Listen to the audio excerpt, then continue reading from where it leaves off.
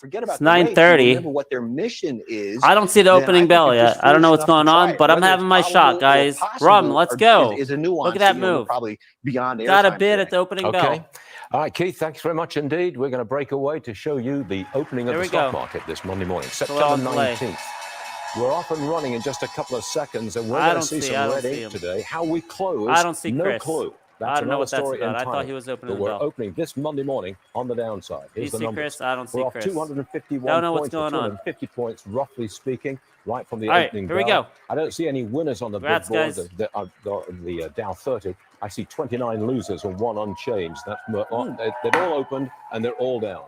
Selling across the board, the Dow's up 253. That's about 0.82%. I'm not a drinker. S&P 500 down 0.89%. Right. Uh-oh, watch out. Here comes the NASDAQ. Down 0.9. All right, guys. Ready? Here we go. Chris only has a few minutes. Chris, how you doing? Hey, how's it going? Doing awesome. I only have like 7 minutes. I got to get out of here. But awesome. How you feel today? I was like, I got to join. I feel great. I feel great. It's a major moment, I think. In a lot of ways, like being a company that represents the free and open internet and freedom is unique, I think. So I'm excited. It's a big task ahead, but I'm super, super, super pumped about it. So, well, let me ask you this: did the $400 million already hit your bank account? Yeah, well, when everything closes, it means when we said it closed. So that's exciting. Approximately that amount, yes. Very, very cool. At 0.1% redemptions, which says a lot, I think, in this market. Yeah, that's incredible. I don't think I've ever seen that. Is that a record or something? I know for 2022, I'm pretty sure it is. But prior to that, I think like when SPACs were amazing, that I think that was pretty common. But in 2022, I think like, and I'm not sure, but I believe like the best performing SPAC was like around 80% of about 20% redemptions. So 80% of the money in hand. We were 0.1. So that's that's crazy. It's like it means a lot. It means that like there's a lot of people behind this, and a lot of people really believe in this. And I think that puts a huge task ahead of me. But I am like now I get to really show what I can do. So I've been bootstrapped since 2013 till about 2021. We never really saw capital, and then it takes so much time to ramp up and hire good people. Our first capital was in May of 2021. So you got to give yourself like 6 months just to ramp up the staff, even longer. And then now we have this. I think it's a real monumental moment for us to show what we can do. Awesome. Sounds good. Got a couple quick questions. What was going on? What was the mood like in the office? Where are you? Are you at the office? No, I'm in New York. I was in studio with Priya this morning. So okay. I'm in New York. Yeah. So I can't wait to get back to the office to see what. Was everyone having a bunch of offices now? Is it against your terms of service to drink alcohol on a show? That's a good question. I got to look at that. Well, anyway, I may have broken the terms. I don't know. I had a shot of rum right at 9:30 as you were bringing. Were you supposed to ring the opening bell? We thought you were, but I couldn't find that. Not today. No. Okay. All right. Later this week. Good. Okay. Awesome. Yeah. Well, I got a couple quick questions for you, if you don't mind, and we'll let you go. When is the first earnings report? Do you know?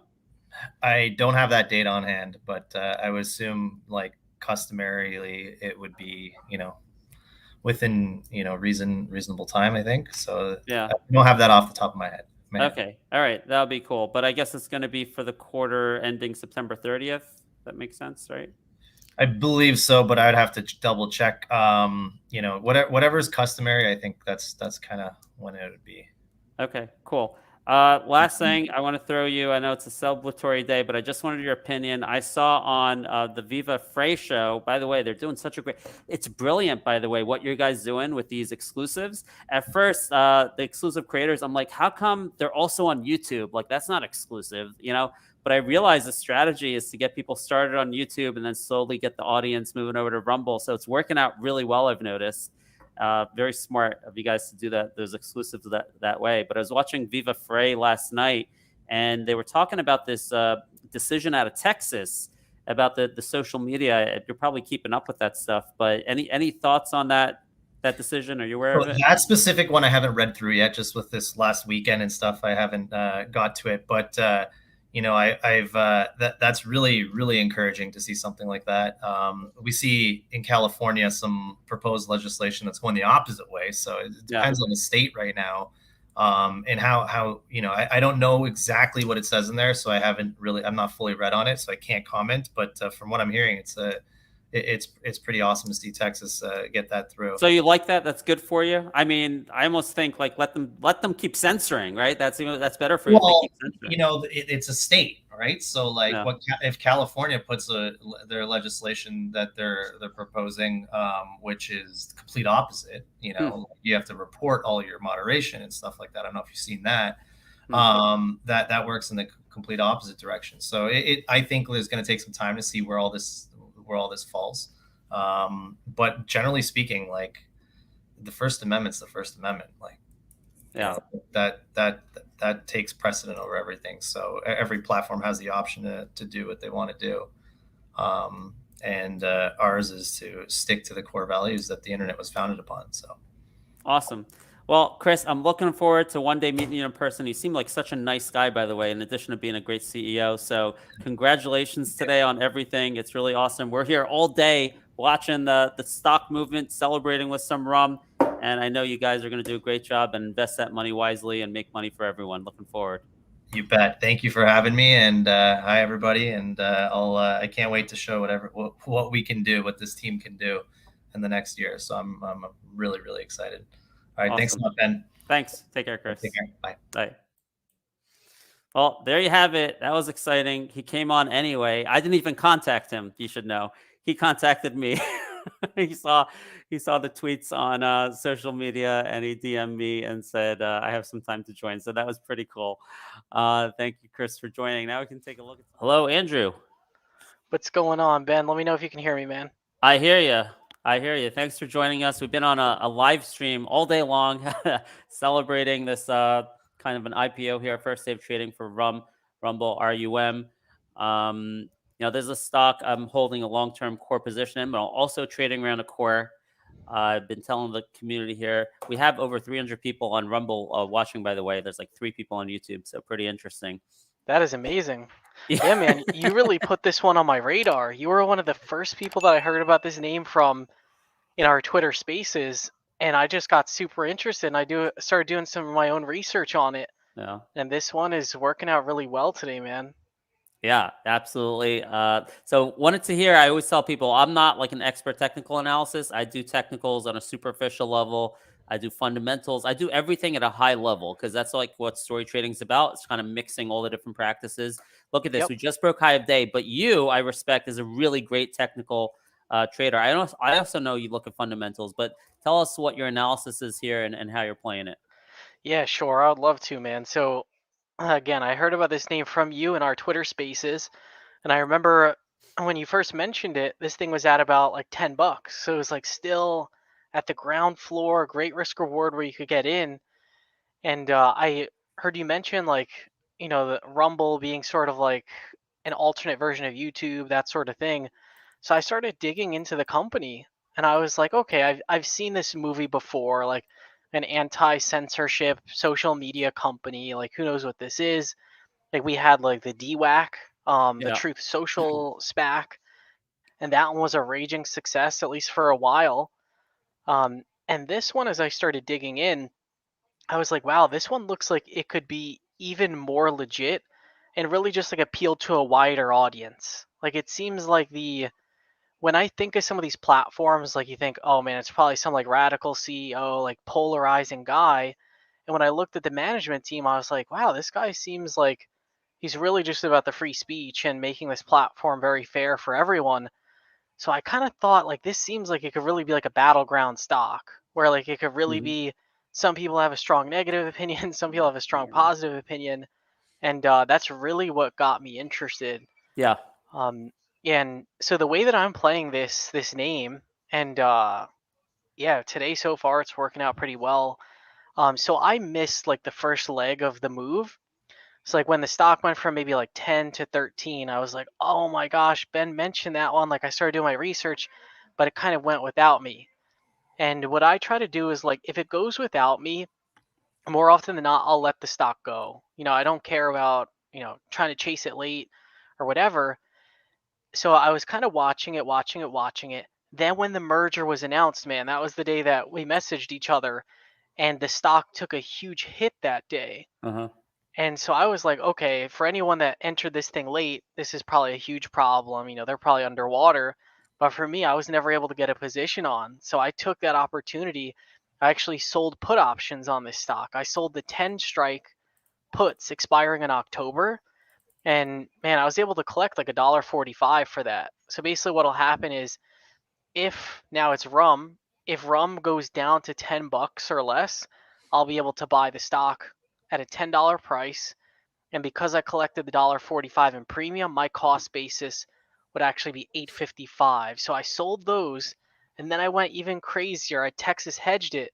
Dude, so what I did as well, I sold the 15 strike puts expiring in January. And when I sold those puts, the stock was at maybe like $11.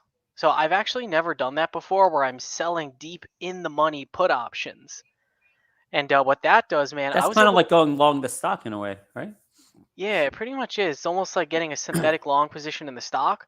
But what's cool, man, is so I sold the 15 strike puts. I collected over $6 in premium. So basically what'll happen is so long as this thing doesn't go below $9, those puts are going to be profitable puts. I'm really just waiting for them to expire. And now, Rumble's above $15. So my puts that I sold that were deep in the money, now those things, they're out of the money puts, and like I could take them off today and probably collect a couple dollars from them. Yeah, that's crazy price action here. You mentioned something which I really agree with, and it does impact options, is this is going to be a battleground stock. There are strong opinions on both sides of this. And right after you at 1:30, we have a fundamental analyst coming on, and he looks at things purely based on spreadsheets, financials, and he was working on a thesis of right before the vote that, hey, this stock is only fundamentally worth like $5 to $7. And I always like to have people like that in our community. I like to get different perspectives. Yep. So that really helps me like to find the risk reward and everything. And but that's not the end of the story, right? You have those guys, but you also have people who are saying, yeah, I don't care what it says on a spreadsheet. They're going to grow much faster than that. The TAM is much bigger than they think, right? So this is a stock that can be highly volatile within a range, right? Yep. And that's just incredible for selling options, both covered calls and puts. So I'm looking forward to doing that. I was just been long the stock so far, but I can't do much today still because I'm kind of locked out with my broker. Yeah. I can if I want to sell shares, I got to go and hold for like 20 minutes. It's freaking crazy today. That's why it's up. That's why it's like artificially low liquidity today. But come tomorrow with my long position, I think I'm really going to look at aggressively selling covered calls and puts. I was just selling see weekly options on this. And if you email, so I don't know if you know this, Andrew, if you email support@cboe.com, they'll actually consider those requests, and sometimes they'll put in new contracts based on what you're requesting, like within days. Oh, that's awesome. Yeah. Yeah, Cool I'm looking at this right now. Yeah, I definitely got to try that one day. I'm looking right now at this options chain, man. The October 21st expiration, which is 32 days away. You can sell the 22 strike calls, and you can collect, very close to $1 worth of premium. Yep. So yeah, these are pretty juicy. Yep. Yep, absolutely. It's a little far out for me though. I don't know. Like, yeah, for my like super long term position, that's cool. But for like my trading position, I would love to see weeklies on this. Yeah, that would be great. Yeah, yeah, those make sick money on like Celsius is something I was selling weekly calls on for a long time. That was fun. Yep. Yeah, and the other thing that really interests me about this name as well is like, so you remember how like people talked about like, oh man, like YouTube would have been like one of the best investments of all time. You know, whoever purchased YouTube, they purchased it for XYZ amount and they made like, a huge multiple on their investment. I believe it was Google that bought YouTube. But Rumble's kind of like, a similar platform to YouTube where it's like for a lot of those investors that maybe they missed like a funding round on YouTube, this is almost like a second shot.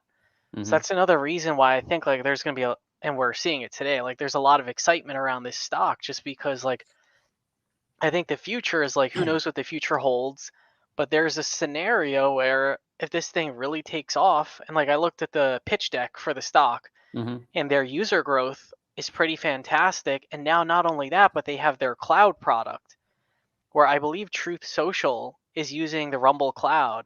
Yes, that's right. And yeah, so I think they could grow that as well. That's like another sort of like just like another intangible that they have going for them, like another business line that could, end up moving in the future. So this is another one where like I'm trading it, but I would love if we get another volatility spike in the market.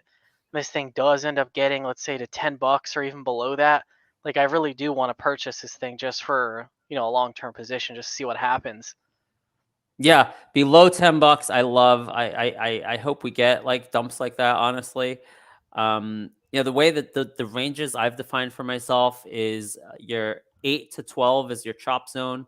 Below Hmm. 8 is back up the truck, Yep. and 14 to 20 is your sell zone. Is kind of, and I put that together based on the bear thesis and everything, and what the fundamentalists are thinking. Yep. Um, but we're looking at the price action today. How do you like? Can you guess based on technical? I don't know how you do. I'm not like an expert technical analysis, but is this going to continue tomorrow, or is this just an artificial one-day move because a lot of people can't even access the stock to sell it? So here's my thoughts on that. I do believe there's a lockup period for the stock. Hmm. So I do think like we're going to have some time before a lot of that supply, comes to the market, which is good. But I really think there's so many investment managers out there that they're not allowed to invest in SPACs. That's part of their mandate where Right. like they can't touch it. So like I'm sure a lot of these, let's say if it's like a social media ETF, they're probably saying, oh man, we're going to put Rumble in our ETF as soon as it de-SPACs. And I'm sure there's a lot of fund managers out there Hmm. that based on their mandate, they're like, hey, we want to invest in Rumble. We have to wait until the ticker change happens. So I think that's kind of what we're seeing today, where like these SPACs, I don't even know what the float is for Rumble. I would have to take a look. But I think the float is like pretty low. And so for something like that, where it's like there's a lot of people that have to buy it, the float is pretty low. And so that's where you can get a day of price action like this, where, it just zooms to the upside. So I do think like we could see some accumulation in Rumble. It wouldn't shock me at all.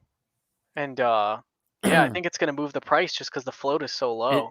I mean, it's looking kind of memey right now. I mean, this broke all the recent highs right here. It was 1445 or 1540, which at 1540 it goes back into the zone over here. I don't know if you can see my chart. Yep, yeah, I can see it. Right, but back here is with the Joe Rogan spike when there were like efforts to try to get Joe Rogan to sign on to Rumble, and it hit like 18. So Mm. we're now back in that neighborhood. I have to have two charts up here. I don't know if you have a better platform, but it doesn't show me the historical data under RUM. I got to go under CFVI. Yep, yeah, Um, me too. yeah. So wow, we're at high a day right now. Honestly, whew, I thought shorts would be more surprised. We're seeing this move right now. At this point, what do you think the stock might do the rest of the day? To be honest, this one just looks like, I so kind of what I was expecting this morning was I was like, okay, perhaps this thing just kind of dumps in the morning and shakes out the weak hands Hmm. before people really start accumulating. But this one just kind of went off to the races. So like at this point, the stock's up at like 1566. Like, I wouldn't be like starting a position here if I Right. didn't enter it earlier. But so far, the action looks pretty good, and I really think like if you have sort of like a longer term view on this stock, because again, it's like a big social media platform. This is really the first day that institutions can take a position in it. It's censorship resistant, so it's going to be a competitor with, a lot of these other platforms. Like, I do think there's a place for this company really just like in society. So I don't know. This thing, I certainly don't know what it's going to do, into the end of the day, but I really just think like I certainly wouldn't be like fading this. Let's put it that way. Like Yeah. I'm just holding my positions. Yeah, I hear you. I hear you. I was really hoping, half expecting, like you said, for this thing to dive first before it took off. So I'm a little upset it didn't, because I would have backed up the truck even more. Yeah. Yeah, I think it's just like a very, very interesting platform. And I saw like Andrew Tate, who recently got canceled from Yeah. YouTube. I think they just like put him back on, but he moved Oh, over is to he? He's Rumble as back on well. YouTube? I believe he is. I saw My, he did an interview with Valuetainment, and that's up. the interview is And up, maybe. yeah, and I see like some shorts of his are back up. So yeah, they may have put him back on, but either way, I think Yeah. he's gonna stick with Rumble because he needs to have like that hedge, on his brand. Yeah, he has been pushing Rumble big time, by the way. Really huge promoter of the stock, and he's very wealthy, and he's got a lot of followers, and who are young men who have money, So he can make this thing probably do a crazy run all by himself with the power and influence he has. So Absolutely. pretty interesting stuff. Yeah, that's why I think like if it does have a run, like right now it's at like 15 and change, if this thing like, let's be honest, there is the potential for this thing to have like a meme like run. Mm-hmm. Because remember, like DWAC went, what did that one do? Didn't that one go like all the way up to like 175. Oh 175. my lord, yeah. So that one, prime example, like, went all the way up to 175. Like this one, I'm not saying that's gonna happen. That was like almost like a once in a lifetime thing. Yeah. But like, let's say if this one goes up to like $20 in the next couple of days or something like that, I think it is gonna be important. Like if the stock goes to like 20 or $30 in like a few days, I think it is prudent to like, if you get a rip like that, at least like put something in your pocket because you really just never know. Mm-hmm. But this thing, I mean, I think it's gonna be around for a long time. This doesn't really seem like it's like a fad or something. Yeah. Yeah, absolutely agree with that. Unless there's always a little bit of risk, which I Hmm. think got de-risked today big time, actually. A little bit of risk that Apple or Google will ban their app. Oh, Right? They banned Parlor app before. it's true. If they say, "Oh, you're not adhering to the Apple content guidelines" or something like that. But I think it's much harder to do that against a publicly traded company. Like when they're Hmm. private, you can push them around and stuff. But when you're public, I mean, I don't know. That's a lot of heat to take, even for Apple, I think. So I think that got a little bit de-risked today with them being public I now. I agree, and I also think as well, like the CEO seems very calculated, and just from looking at his background, it's not like, oh my gosh, like it's Alex Jones at the helm or someone like super Right, polarizing. right, right. Like the CEO is very much just like, I'm a guy, I was in tech, I saw this niche in the market, I wanted to tap into it. And he just seems like the kind of guy that's not going to make, big missteps or like do anything crazy. Yep. All right. Appreciate you popping in today. Hey, Andrew, where can people follow you? Yeah, you can follow me on Twitter. My handle is @RealPristineCap. I also run a trading and investing community. It's called Pristine Capital. But yeah, just feel free, shoot me a note on Twitter. Always feel free to comment, chat with me. I'm always available. Awesome. Thank you so much for coming in last minute today. It was awesome. If you'd like to hang on, we got a fundamental analyst coming on in just 3 minutes to give his view on it. Awesome. I'll definitely check him out. Thanks so much for having me on, Ben. We'll talk soon. So Kris Tuttle from SPACVest getting a system. We just hit a new high here, 1569. Chris, how you doing? I'm doing okay. Can you hear me? I hear you. Wow. Do you see what's going on here, man? Yeah, they're really taking it up all of a sudden. There you go, $15.99. So I've been giving you a lot of credit. Chris runs SPACVest at SPACVest.com, right? It is. SPACVest.com. So Chris is much more fundamentally oriented analyst, as I've been telling you guys, with the different pillars at story trading and understand the dynamics which may cause the shorts to come here and short this, and it's helped me define where my buy zone is and my sell zone is. So I give him a lot of credit. But I would love to say, look, I mean, right now, sentiment is beating fundamentals, right? Absolutely. And I think one of the things that is going on here is, the management at Rumble, particularly on the SPAC side of the management team, they've been leaning on their banks a little bit to, be constructive. Now, there's only so much, they're not going to lose a ton of money, but, I think the company's got some planned announcements that they're going to make. So you're right, Ben, this is going to be a lot more about the story in terms of where this is trading. And, no one's even going to think about fundamentals on this until later on. And probably the one risk you just have to look out for is if the company decides to do an offering. What do you mean about leaning on the banks to be more constructive? What can you break that down for us? Well, I mean, the banks, there's a lot that the banks can do to try to support the stock, in terms of accepting orders and, getting people to put in follow-on orders. There's a limit to what they can do, but they can, help create a picture that encourages, a little bit of a squeeze, if you will, on, a little more demand than supply. Mm-hmm. Well, you know what? It looks like Chris Pavlovski certainly has his eye on getting his extra shares at 15 and 17.50. They've been on a PR blitz since August 18th. Kicked it off with our show at Story Trading, and they haven't slowed down at all, right? Yeah.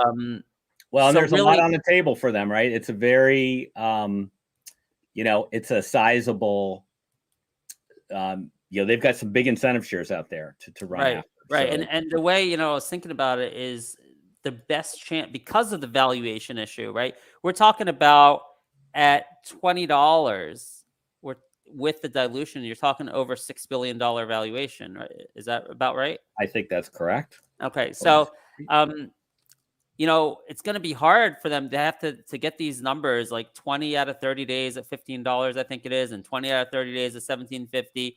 Like their best opportunity to do that is maybe right out of the gate. And maybe that's the motivation for really doing tons of PR here is they fully expect to, and they're going to try their hardest to get that stock up into those levels and keep it sustained there for a month or so to get their shares. Is that what you see as well?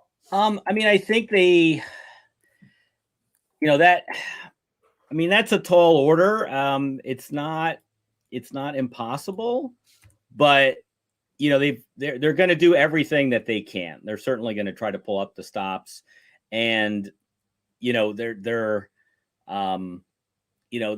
it's also a stock that, as you know, Ben, it's very appealing to retail investors, right? So it's a great name for for folks to trade. Essentially, it's not.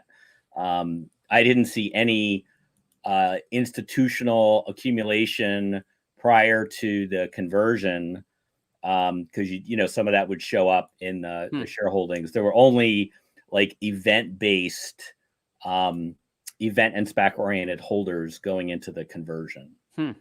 That's interesting. Very interesting. So it sounds like you're still kind of a little bit bearish in terms of where this can be, maybe after this settles down, right? Weeks or months from now. I think you told us with your fundamental analysis that the stock is worth like $5 to $7 roughly. Is that? Right? Yeah, it comes out, it's a range, but I'd put roughly speaking, say there's $5 of fundamental value on this. you can run the numbers, which is what we did, right? They've got to get bigger, which I think, they'll do. But, the other part of this is, profitability. So, that's really where, right now, no one has even the beginnings of an idea of what the operating income or the bottom line is going to look like here. But they're definitely going to add to traffic. I think since I published the last couple notes, the thing I would say is where they're doing a little bit better than I expected. I think they're probably tracking ahead of advertising revenue based on what I thought. Not necessarily going to move the number above 300 million for 2023, but we'll have to see what the first couple quarters are going to be. A great opportunity to dig into and model the business segments for, what they're really going to be able to do next year. Yeah, cool. Interesting. Just wanted to let you know, we're near our peak viewership at like almost 400 people, mostly on Rumble. So great opportunity for you, Chris. Why don't you just tell us a little bit more about your background, about SPACVest and what you're an expert in here. Put simply, I'm a career equity analyst. I was at Soundview in the 90s, ran research, retired in 2004 when we started IPO Candy. But then we got into SPACs a few years ago when they got hot, and we still run SPACVest. There are still plenty of opportunities in the SPAC world that just, you got to dig a little harder to find them. But the other thing is I am going to try to use Rumble as a platform. We put our Rumble, like our first Rumble note up there as a video, and, we're going to play around with it to learn a little bit more. As Ben may have pointed out already, they're going to need to start spending this money quickly on technology because their technology is pretty bad. That's actually something I'm a little bit disappointed they don't emphasize it more. And I think the next time we interview Chris was on earlier, the CEO. He dropped in for 10 minutes about an hour and a half ago. But I really want to kind of push him on his thoughts around technology and the investment in that, because when he does his interviews, and he was on Maria Bartiromo this morning, he's just always talking about how they're going to use that money to bring more creators on. Is this being recorded, this call? It is, yes. Okay. Well, in that case, let me say it this way versus how I was thinking about it. But, they need to add some serious executive talent on the technology side of the business.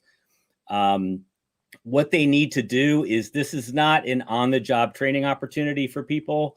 If they want to ramp content and be successful at scale, they need folks who really understand how to do that.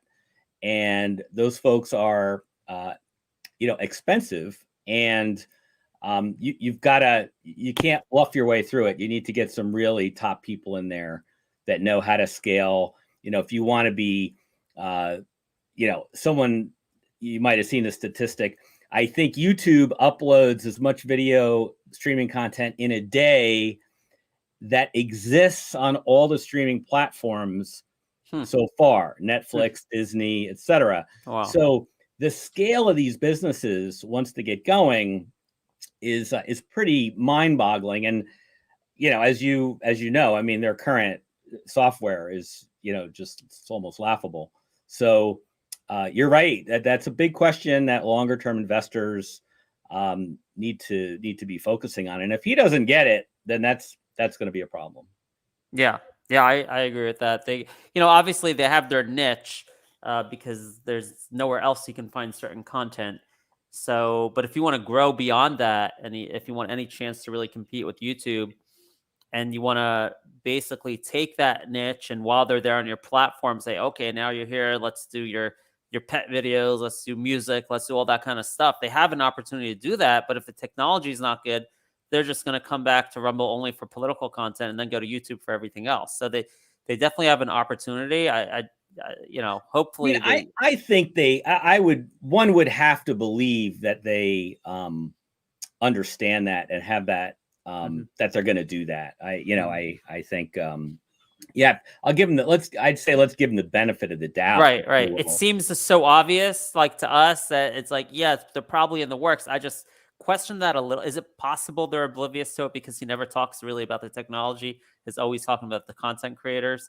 I mean, the thing that if they were really smart, they would be looking to make an acquisition where they could, because if you hire people, it takes a long time, and the best thing would be possibly for them to make an acquisition of somebody who's got, what they need in terms of some scalable platform elements, and then also they'd get a whole team of people on the development side that would help them build this out. That would be, they did something like that, it would really move them up a couple rungs in my assessment of management and execution.